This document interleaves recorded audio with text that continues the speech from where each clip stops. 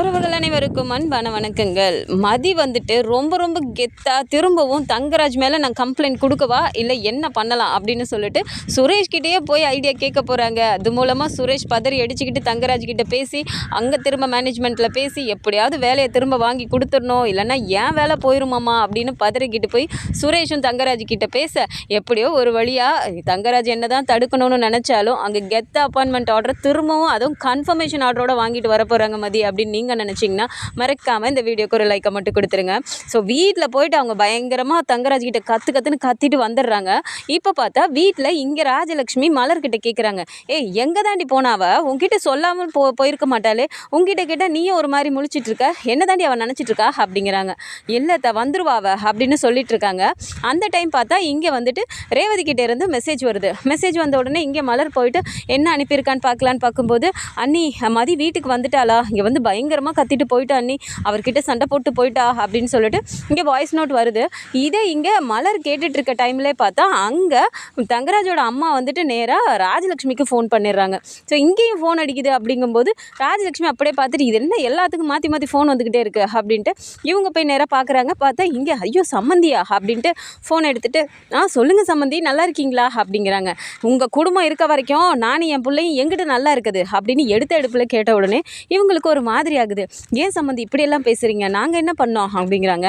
நீங்கள் என்ன பண்ணீங்களா, அதான் உங்கள் வீட்டுக்கு புது மருமகளாக ஒருத்தையை கொண்டுட்டு வந்திருக்கீங்களே, அவன் நித்தம் என் மகனை போட்டு படாத பாடு படுத்திக்கிட்டு இருக்காளே, உங்கள் குடும்பத்தில் நடக்கிற சண்டைக்கெல்லாம் என் மகன் பஞ்சாயத்து பண்ணணும், உங்களுக்கு நடக்கிற எல்லாத்துக்கும் வந்துட்டு இவன் ஏதாவது ஒன்று பண்ணணுன்ட்டு இவன் இப்படிலாம் வாங்கி கட்டிக்கணும்னு இவனுக்கு தலையெழுத்தா அப்படிங்கிறாங்க.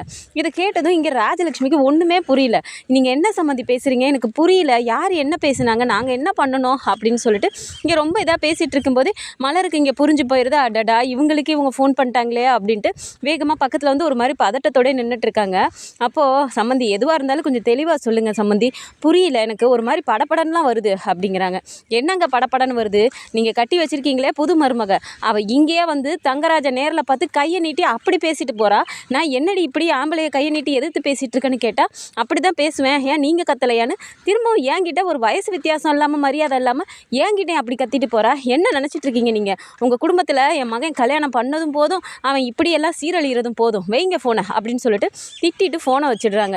இதை கேட்டதும் ராஜலக்ஷ்மிக்கு ஹேய் அவள் எங்கடி கிளம்பி போனா, அப்போனா அங்கே மாப்பிள்ளையை பார்க்க தான் அவள் போயிருக்காளா, எதுக்கடி அவள் போனா, உனக்கு தெரியாமல் போயிருக்கா மாட்டா, அவங்க போனாங்கிற மாதிரி மறைக்கிறதுக்காக தான் நீ இப்படியெல்லாம் பண்ணிட்டு இருக்கியாடி, அமைதியாகவே இருந்து காரியத்தை சாதிக்கலான்னு பார்க்குறீங்களா, என்ன நடந்துச்சு சொல்லு அப்படின்னு இங்கே மலர்கிட்ட நோண்டி கேட்டுகிட்டே இருக்காங்க. மலர் என்னடா சொல்கிறது அப்படின்ட்டு தெரியாமல் முழிச்சிட்டு இருக்கும்போது கரெக்டாக மதி வீட்டுக்குள்ளே வராங்க. ஏய் நில்லடி அப்படிங்கிறாங்க. சரி மதியம் அப்படியே நிற்கிறாங்க கோவத்தோடைய. எங்கடி போயிட்டு வர அப்படிங்கிறாங்க. ஏன் இன்னும் உங்களுக்கு விஷயம் தெரியாதா, இந்நேரம் உங்களுக்கு ஃபோன் வந்திருக்கணுமே அப்படின்னு சொல்லிட்டு பேசினோன்னே, பாத்தியா எவ்வளோ திமிராக பேசுகிறான்ட்டு, உன்னை யாரடி மாப்பிள்ளை வீட்டுக்கெலாம் போக சொன்னது, அங்கே போய் மாப்பிள்ளையவே நீ கை நீட்டி எழுத்து பேசினியாமே, என்ன தைரியம் டி உனக்கு அப்படிங்கிறாங்க. என்ன தைரியமா, முதல்ல என் வாழ்க்கையில் தலையிடுறதுக்கு அந்த ஆள் யார் அப்படிங்கிறாங்க. அந்த ஆளா, ஏங்க இங்கே வாங்குங்க, இவ என்ன வார்த்தையெல்லாம் பேசுகிறா பாருங்க, வீட்டில் இருக்க நம்மளையெல்லாம் பேசுனது பத்தாதுன்னு இப்போ நம்ம வீட்டுக்கு வந்த மருமகன் நம்ம ஒரு வார்த்தை சொல்லியிருப்போமா அவரை, இவ அந்தாள் இந்தாளுன்னு தான் பேசுகிறாங்க, பத்தாததுக்கு வீட்டுக்கே போய் அங்கே மாப்பிள்ளையை கை நீட்டி மரியாதை இல்லாமலாம் பேசிட்டு வந்திருக்காங்க இவ அப்படின்னு சொன்னோன்னே ராகவன் பார்க்குறாரு. என்ன நினச்சிட்டு இருக்க நீ உன் மனசில், வீட்டில் இருக்கவங்களெல்லாம் மரியாதை இல்லாமல் பேசினது பத்தாதுன்னு வீட்டுக்கு வந்த மருமகன் வீட்லேயும் போய் அங்கேயே போய் நீ அப்படிலாம் பேசிட்டு வருவியா, உனக்கு என்ன தைரியம் அப்படிங்கிறாங்க. என்ன தைரியமா, நான் யாருக்குங்க பயப்படணும், ஏன் வேலையை வந்துட்டு நான் வேலைக்கு போகக்கூடாதுன்னு சொல்லி வேலையை பறிக்கிறவருக்கு, இந்த மாதிரி ஒரு கீழ்த்தனமான வேலை செய்கிறவருக்கு நான் எதுக்குங்க மரியாதை கொடுக்கணும் அப்படின்றாங்க. இதை கேட்டதும் ராஜலக்ஷ்மி அப்படியே ஒரு மாதிரி திருன்னு முழிக்கிறாங்க. ராகவன் அப்படியே ஒரு மாதிரி பார்க்குறாரு. என்ன உங்களுக்கெல்லாம் இப்போ இந்த விஷயம் தெரிஞ்சிருக்கு, உங்ககிட்டலாம் சொல்லிட்டு தான் இதை செஞ்சுருக்காரு, சரி இந்த விஷயம் உங்கள் பிள்ளைக்கும் தெரியுமா, இல்லை நீங்கள் மட்டும் அப்படியே சைலண்ட்டாக வச்சுக்கிட்டீங்களா அப்படிங்கிறாங்க. இங்கே பாருடி, நீ முதல்ல அங்கே போனதே தப்பு, இதெல்லாம் சும்மாவே விடக்கூடாது, ஏங்க அவள் வீட்டுக்கு நீங்கள் முதல்ல ஃபோனை போடுங்க அப்படிங்கிறாங்க. வீட்டுக்கெலாம் இப்போ யாராவது ஃபோன் பண்ணிங்க அவ்வளோதான் சொல்லிட்டேன், நடக்கிறதே வேறு. இப்போவே நான் நேராக எஸ்பி ஆஃபீஸ்க்கு கிளம்பி போயிட்டு என் வேலையை பறிச்சது இல்லாமல் என் வாழ்க்கையில் சும்மா தலையிட்டு என் நிம்மதியாகவே பறிக்கிறாரு இந்த ஆள் யாருன்னு சொல்லிட்டு அவர் மேலே நான் இன்னும் 2-3 கேஸ் சேர்த்து ஃபைல் பண்ண சொல்லிடுவேன் அப்படின்னோடனே இங்கே ராஜலக்ஷ்மிக்கு ஆடி போயிடுது. இவ என்ன எதுக்கு எடுத்தாலும் கேஸ் கொடுக்க போகிறேன்னு சொல்லிட்டு இருக்காளே அப்படிங்கிற மாதிரி பார்த்துட்டு, என்னடி நினச்சிட்டு இருக்க, குடும்ப பொம்பளை எவ்வளவு சும்மா ஸ்டேஷனுக்கு போவாளா அப்படிங்கிறாங்க. ஸ்டேஷனுக்கு போவாளானா போகிற மாதிரி நடக்கிறது யார், இது முதல்ல குடும்பமா அப்படின்னு சொல்லிட்டு இங்கே மதி ஒரு சைடு கத்திட்டே இருக்காங்க. மலர் அப்படி இப்படின்னு சொல்லிட்டு ஆஃப் பண்ணி ஒரு வழியாக உள்ளார கூட்டிகிட்டு போய் மலரை உட்கார வச்சிடுறாங்க. உட்காந்தாலும் அங்கே மலருக்கு ஒரு மாதிரியே இருக்குது. என்ன மதி சொன்னார் அவர் அப்படிங்கிறாங்க. என்ன சொன்னாரா? நான் போய் கேட்குறேன். ஆமாம், நான் தான் அப்படி பண்ணேன். நீ வேலைக்கு போகிற திமிரில் தானே வீட்டில் டெய்லி சண்டை வந்துட்டுருக்கு, திமிரில் எல்லாரையும் மரியாதை இல்லாமல் பேசுகிற, நீ அடங்கி இருக்கணும்னு தான் பண்ணேங்கிற மாதிரி அவர் பேசுகிறாரு. நான் எதுக்காக அங்கே அடங்கி இருக்கணும்? இது என்னோட ஆம்பிஷன், என்னோட ஃப்யூச்சர். எனக்கு இது எவ்வளோ பெரிய கனவுன்னு தெரியும்ல. தெரிஞ்சிருந்தும் அதை தடுக்கணும்னு நினச்சா அது முடியுமா? இந்த மதிக்கிட்ட எதுவும் நடக்காது. நான் திரும்பவும் வேலைக்கு போவேங்க. போய் அந்த ஆள் முன்னாடி மூஞ்சில் கறியை பூசுகிற மாதிரி பண்ணுவேன். அந்த ஆள் எத்தனை காலேஜில் என்னை வேலையை விட்டு தூக்குவார்? அந்த ஆளுக்கு தெரிஞ்ச காலேஜ் இங்கே ஒரு 10-15 காலேஜ் இருக்குமா? அதை விட்டால் இங்கே தமிழ்நாட்டில் வேறு காலேஜே இல்லையா? என்னால் போக முடியுங்க, நான் கண்டிப்பாக போக தான் போகிறேன் அப்படின்னு சொல்லிட்டு இங்கே மதி ஒரு மாதிரியே பேசிகிட்டு இருக்கும்போது இங்கே மலருக்கு என்ன சொல்கிறதுனே தெரியல. இது தப்பு தான் மதி, நானுமே எதிர்பார்க்கல இவர் இப்படிலாம் பண்ணுவாருன்னு. சரி, நீ கொஞ்சம் டென்ஷன் ஆகாமல் கூலாயிரு, கண்டிப்பாக நீ வேலைக்கு போவோம், உனக்கு நல்ல வேலை கிடைக்கும் அப்படின்னு சொல்லிட்டு சரி இரு வரேன், பாப்பாவை பார்த்துட்டு வரேன் அப்படின்ட்டு மலர் வெளியில் வந்துடுறாங்க. கொஞ்ச நேரம் கழித்து பார்த்தா இங்கே பாக்கியராஜ், சுரேஷ் எல்லாருமே வீட்டுக்கு வந்துடுறாங்க. வீட்டுக்கு வந்தால் இப்போது சுரேஷ் வந்து எல்லாத்தையும் பார்க்குறாரு. எல்லோரும் அப்படியே ஒரு மாதிரி மூஞ்சே சரியில்லாமல் உட்காந்துட்டு இருக்கதை பார்த்தோன்னே ஆஹா ஏதோ பஞ்சாயத்து போல இருக்கே அப்படிங்கிற மாதிரி யோசிச்சுக்கிட்டே உள்ளே வராரு. தங்கராஜ் இது வரைக்கும் சுரேஷுக்கு ஃபோன் பண்ணி சொல்லவே இல்லை, வீட்டில் இருக்கவங்களும் யாரும் சொல்லலை. ஸோ இப்போ அவர் உள்ளர வந்த உடனே இப்படி பார்க்குறாரு. என்னாச்சு அப்படின்னு சொல்லிட்டு ஸ்ருதியை பார்த்து கேட்குறாரு. ஸ்ருதி வந்து அப்படியே ஒரு மாதிரி கண்ணை காட்டுறாங்க. ஆஹா நான் சொல்ல மாட்டேன் அப்படிங்கிற மாதிரி ஒன்றுமே புரியாமல் நேராக போயிட்டு சரி ட்ரெஸ் சேஞ்ச் பண்ணிட்டு வரலான்னு அங்கே போகிறாரு. அங்கே போனால் அங்கே மதியமே ஒரு மாதிரி உம்முனே உட்காந்துட்டு இருக்கும்போது சரி அப்போ பஞ்சாயத்து தான் போல் அப்படின்னு சொல்லிட்டு கன்ஃபார்மே பண்ணிடுறாரு. இப்போது அவர் ட்ரெஸ் சேஞ்ச் பண்ணிட்டு இருக்கும்போது மதி விறுவிறுன்னு எழுந்து போய் டோரை லாக் பண்ணுறாங்க. இங்கே வெளியில் டோர் லாக் ஆகுது அப்படிங்கும்போதே அதை மதி தான் லாக் பண்ணுறாங்கங்கிறதையும் லக்ஷ்மி பார்த்துடுறாங்க. பார்த்துட்டு ஏங்க அவள் கதவை சாத்தி தாப்பா போடுறாங்க, போச்சுங்க சுரேஷ் அடி வாங்க போகிறாங்க அப்படிங்கிறாங்க. உடனே ராகவன் பார்த்துட்டு யார் இவ சும்மா அப்படி என்ன அவள் சும்மா அடிச்சிட்டே இருப்பாளா? இல்லை நம்ம இருக்கும்போது அப்படி தான் விட்டுருவோமா, சும்மா எதுக்கு எடுத்தாலும் விடு அப்படின்னு சொல்லிட்டு இவரும் உட்காந்துட்டு இருக்காரு. இப்போ பார்த்தா லாக் பண்ணிட்டு இப்படி வரும்போது சுரேஷ் பார்க்குறாரு வித்தியாசமாக, இவன் என்ன டோரெல்லாம் லாக் பண்ணிட்டு வராளே அப்படிங்கிற மாதிரி. இப்போ பார்த்தா அப்படி பார்த்துட்டு உங்ககிட்ட கொஞ்சம் பேசணும் அப்படிங்கிறாங்க. என்ன பேச போகிற நீ அப்படிங்கிறாங்க. நான் உங்ககிட்ட ஒன்று கேட்கலாமா அப்படிங்கிறாங்க. கேளு அப்படின்னோடனே சரி நான் வேலைக்கு போகிறதுல உங்களுக்கு ஏதாவது பிரச்சனையா அப்படிங்கிறாங்க. அப்படியே ஒரு மாதிரி யோசிச்சுட்டு ஏன் திடீர்னு இப்போ இப்படி கேட்குற, நீ தான் டெய்லியும் ஆன்லைனில் எந்த காலேஜில் ஓப்பனிங் இருக்குன்னு பார்த்துக்கிட்டே தானே இருக்கா, நான் உன்னை எதுவுமே சொன்னதில்லையே அப்படிங்கிறாங்க. என்கிட்ட எதுவுமே நீங்கள் சொன்னதில்லை தான், ஆனால் நான் வேலைக்கு போகிறதுல உங்களுக்கு ஏதாவது பிரச்சனை இருக்கா நீங்கள் சொல்லுங்கள் அப்படிங்கிறாங்க.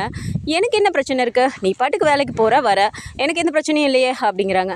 உங்களுக்கு பிரச்சனை இல்லைல்ல அப்படின்னா என்னை கல்யாணம் பண்ணது நீங்கள் தான், நம்ம 2 பேத்துக்கும் கல்யாணம் ஆனது நம்மளுக்கு பிடிக்காம ஆனாலும் நம்ம 2 பேரும் ஹஸ்பண்ட் அண்ட் ஒய்ஃப். ஏன் லைஃப் விஷயத்தில் ஏதாவது ஒன்று நான் டிசைட் பண்ணோம் அப்படின்னாலே நீங்கள் ஒரு ஒப்பீனியன் வைக்கணும் அப்படின்னாலே அது செகண்ட் ஒப்பீனியன் கரெக்ட் தானே அப்படிங்கிறாங்க. சுரேஷ் அப்படியே பார்க்குறாரு, இவ திமிருக்கு ஒன்றும் குறைச்சலே இல்லை அப்படிங்கிற மாதிரி பார்த்துட்டு சரி அதுக்கு என்ன அப்படிங்கிறாரு.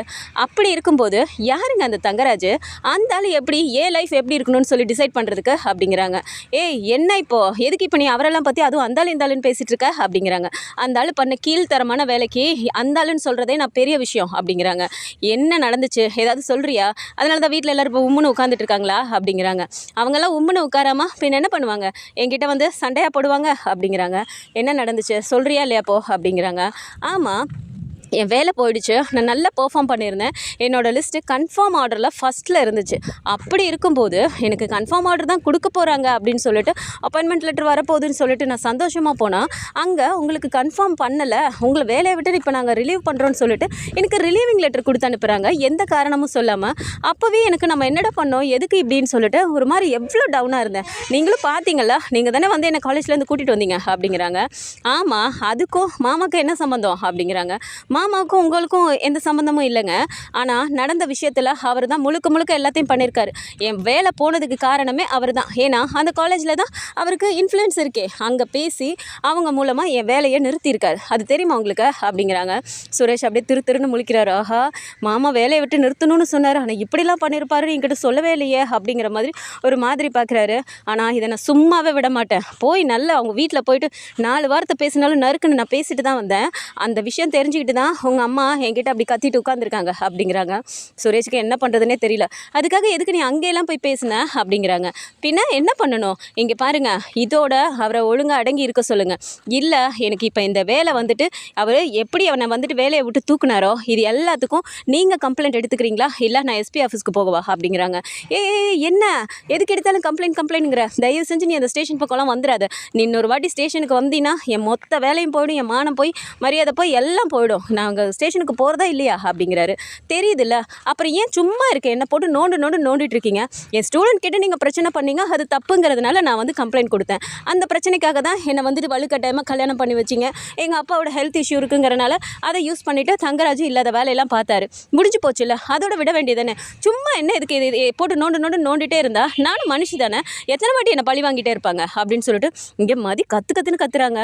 இங்கே சுரேஷுக்கு எதுவுமே சொல்ல முடியல. ஐயோ இவன் மட்டும் கிளம்பி ஸ்டேஷனுக்கு வந்தால் போச்சு, மொத்தமாக முடிஞ்சு போயிடும் அப்படின்னு சொல்லிட்டு, சரி நீ டென்ஷன் ஆகாத, உனக்கு என்னப்போ வேலை தானே வேணும், உன் வேலைக்கு நான் கேரண்டி, நானே உனக்கு வேலையை வாங்கி தரேன் அப்படிங்கிறாங்க. அப்போ ஒரு மாதிரி மதி உட்காந்துட்டே இருக்கும்போது வெளியில் வந்துட்டு சுரேஷ் நேராக தங்கராஜுக்கு ஃபோன் பண்ணுறாரு. தங்கராஜ் வந்து கோவத்திலே சொல்லு சுரேஷ் அப்படிங்கிறாரு. என்னம்மாம்மா என்னென்னமோ நடந்திருக்கு அப்படிங்கிறாங்க. ஏன் இது வரைக்கும் உனக்கு விஷயம் தெரியாதா, இப்போ தான் ஃபோன் பண்ணுற அப்படிங்கிறாங்க. மாமா நான் இப்போ தான் வேலையை விட்டு வீட்டுக்கே வந்தேன், வீட்டுக்கு வந்தப்புறம் தான் எனக்கு எல்லா விஷயமும் தெரிஞ்சுது அப்படிங்கிறாங்க. சரிடா, என்ன உன் ஒய்ஃப் ரொம்ப தான் குதிக்கிறா, ரொம்ப பேசிட்டு போகிறா, இது வேலைக்கு திரும்ப போவேங்கிறா அப்படிங்கிறாங்க. ஐயோ மாமா தயவு செஞ்சு நான் அதை பற்றி பேச தான் உங்களுக்கு ஃபோன் பண்ணேன், நான் சொல்கிறத கொஞ்சம் பொறுமையாக கேளுங்க அப்படிங்கிறாங்க. என்னடா பண்ணி சொல்ல போகிற, அவள் பேசின பேச்செல்லாம் கரெக்டுன்னு சொல்ல போறியா அப்படிங்கிறாங்க. மாமா நான் அப்படி சொல்லலை, இப்போ தான் ரீசெண்டாக இன்ஸ்பெக்டரே வந்துட்டு நீ வந்துட்டு சட்டத்தை காப்பாற்றுறவன், நீயே வந்துட்டு இந்த மாதிரிலாம் தப்பு பண்ணாத, இதை வந்து நாங்கள் அங்கே பேசணும் இங்கே பேசணும்னு சொல்லிட்டு என்னை மானத்தை வாங்கிட்டார் ஸ்டேஷன்லேயே வச்சு. திரும்பவும் இன்னொரு வாட்டி அவள் மட்டும் ஸ்டேஷனுக்கு வந்து அப்படி இப்படின்னு ஏதாவது கம்ப்ளைண்ட் கொடுத்தானா போச்சு மாமா அப்படிங்கிறாங்க. கம்ப்ளைண்ட் கொடுப்பாளா, யார் மேலே கம்ப்ளைண்ட் கொடுப்பா, ஓ மேலேயா இல்லை ஏன் மேலேயா அப்படிங்கிறாங்க. மாமா உங்கள் மேலே தான் கம்ப்ளைண்ட் கொடுப்பேன்னு சொல்கிறா அப்படிங்கிறாங்க. என் மேலே அவள் கம்ப்ளைண்ட் கொடுத்துருவாளா, கொடுக்க சொல்லேன் பார்ப்போம் அப்படிங்கிறாங்க. மாமா கம்ப்ளைண்ட்ங்கிறது 2வது பட்சம் தான், அவள் ஸ்டேஷனுக்கு வந்து இந்த பிரச்சனையை சொன்னா அப்படின்னாலே போச்சு மாமா, என் வேலையும் போயிடும், கொஞ்சம் புரிஞ்சுக்கோங்க அப்படிங்கிறாங்க. சரி சுரேஷ் இப்போ என்ன தான் பண்ண சொல்கிற அப்படிங்கிறாங்க. தயவு செஞ்சு அவள் வேலையை அவளுக்கே வாங்கி கொடுத்துருங்க மாமா அப்படிங்கிறாங்க. நீ என்ன பேசிகிட்டு இருக்க, அந்த வேலையை எதுக்கு திரும்ப அவளுக்கு வாங்கி கொடுக்கணும், அவளை வீட்டில் உட்கார வைக்கணும்னு தானே இவ்வளோ வேலையும் பார்த்தோம், அப்புறம் என்ன அப்படிங்கிறாங்க. இல்லை மாமா உங்களுக்கு சிச்சுவேஷன் புரியல, அவள் உங்களையே எதிர்த்து பேசுகிறா அப்படின்னா அவள் எந்த அளவுக்கு ஆளுன்னு பார்த்தீங்கல்ல, அவளெல்லாம் நம்மளால் தடுத்து நிறுத்தவே முடியாது மாமா, அவள் விஷயத்தில் கரெக்டாக இருக்கா, அவளுக்கு ஒரு அநியாயம் நடக்குதுன்னா அவளுக்கு அவளே போராடணுங்கிற மாதிரி பண்ணிட்டு இருக்கா மாமா, இந்த விஷயத்தில் தயவு செஞ்சு எஸ்பி வரைக்கும் போயிட்டானா முடிஞ்சு மாமா, கொஞ்சம் என்னை பற்றியும் யோசிங்க அப்படிங்கிறாங்க. தங்கராஜ் இப்போ ஒரு மாதிரி யோசிக்கிறாரு. ஆமாம் சரி நான் பார்க்குறேன் அப்படின்ட்டு ஃபோனை வச்சிடுறாரு. இங்கே வீட்டில் வந்து ரூமில் படுத்திருக்கும் போது பார்த்தா இங்கே ரேவதி வந்துட்டு குழந்தைங்களெல்லாம் தூங்க வச்சுட்டு வராங்க. பால் எடுத்துகிட்டு வந்து இந்தாங்க பால் சாப்பிடுங்க அப்படிங்கிறாங்க. பாலை வாங்கி அப்படி வச்சுட்டு, ஆமாம் ரேவதி இந்த விஷயம் எப்படி அவளுக்கு தெரிஞ்சுது அப்படிங்கிறாங்க. யாருக்குங்க அப்படின்ட்டு தெரியாத மாதிரி கேட்குறாங்க. இங்கே பாரு ரேவதி, இந்த மாதிரி நடிக்கிற வேலையெல்லாம் என்கிட்ட வச்சுக்காத. மதிக்கு எப்படி இந்த விஷயம் தெரிஞ்சிச்சு, நான் இப்போ தான் அம்மா கிட்ட சொல்லிட்டு இருந்தேன், சொல்லி முடிச்சு கொஞ்ச நேரத்துலேயே அவத்து கிளம்பி நேராக வந்திருக்கானா, நீ தான் அவகிட்ட சொன்னியா அப்படிங்கிறாங்க. ஏங்க என்னங்க பேசுகிறீங்க, உங்கள் முன்னாடியே தானே அவள் என்கிட்ட கேட்டா உங்களுக்கு இந்த விஷயம் தெரியுமான்னு, நான் தெரியாதுன்னு சொன்னேனே, மறந்துட்டீங்களா அப்படிங்கிறாங்க. தங்கராஜ் யோசிக்கிறாரு. ஆமாம் நம்ம முன்னாடி தான் கேட்டா, அப்படின்னா இவ சொல்லியிருக்க வாய்ப்பு இல்லை, அப்புறம் எப்படி தெரிஞ்சிருக்கும், ஒருவேளை காலேஜ் மூலமாக ஏதாவது லீக் அவுட் ஆகிடுச்சா, அப்படி வாய்ப்பு இல்லையே, எப்படி நடந்திருக்கும் அப்படின்ற மாதிரி இப்போது தங்கராஜ் வந்துட்டு யோசிச்சு குழப்பிட்டே உட்காந்துருக்காரு. ஆனால் திரும்பவும் ஒரு கம்ப்ளைண்ட் பண்ண போகிறேன் அப்படின்னு சொல்லிட்டு இங்கே மதி கிளம்புனாங்க அப்படின்னா இங்கிட்ட சுரேஷும் அவுட் ஆவார், இங்கிட்ட தங்கராஜ் வேறு வழியே இல்லாமல் வேலையை வாங்கி கொடுத்து தான் ஆகணும். ஸோ திரும்பவும் கெத்தாக அங்கே போயிட்டு கன்ஃபர்மேஷன் ஆர்டரோடையே வெளியே வருவாங்க மதி அப்படின்னு நினச்சிங்கன்னா, இந்த மாதிரியான கதைக்களம் வந்தால் நல்லாயிருக்கும்னு நினச்சிங்கன்னா மறக்காமல் நம்மளோட சேனலை சப்ஸ்கிரைப் பண்ணிக்கோங்க. அண்ட் மதியோட கேரக்டர் இன்னும் எப்படிலாம் வந்தால் நல்லாயிருக்கும் அப்படிங்கிறதே மறக்காமல் கமெண்ட்லேயே சொல்லுங்கள்.